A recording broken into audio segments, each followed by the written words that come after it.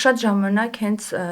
ակնեով պացիենտը առաջինը ինքնուրույն որոշում է դիմել գաստրոենտերոլոգին, պատճառաբանելով, որ միգուցե մաքրի ստամոքսահարքային համակարգը, լյարդը, աղիները եւ այլն, կամ դիմում է որևէ մաշկաբանի, ով առաջին հերթին առանց ակնեի պատճառագիտությունը կամ հենց ակնեն բուժելու միանգամից ուղղորդում է գաստրոենտերոլոգի մոտ որևէ այլ պատճառ պարզաբանելու, հայտնաբերելու համար։ Ինչքանով է ճիշտ, որ մաշկաբանը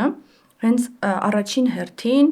ուղղորդում է գաստրոենտերոլոգի մոտ եւ առհասարակ երբ պետք է ուղղորդի գաստրոենտերոլոգի մոտ, երբ պետք է գաստրոենտերոլոգը զբաղվի ակնեով։ Սկսենք նրանից, երևի թե ամենավերջից գամ առաջ, գաստրոենտերոլոգը չպետք է զբաղվի ակնեով պետք է զբաղվեն բացառապես մաշկաբանները։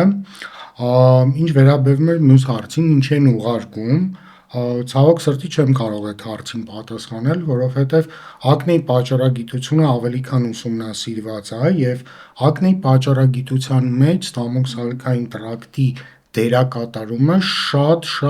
երկրորդային, երրորդային տեղերում է գտնվում, նույնքան ոնց որ իհարկե այլ օրգան համակարգերը։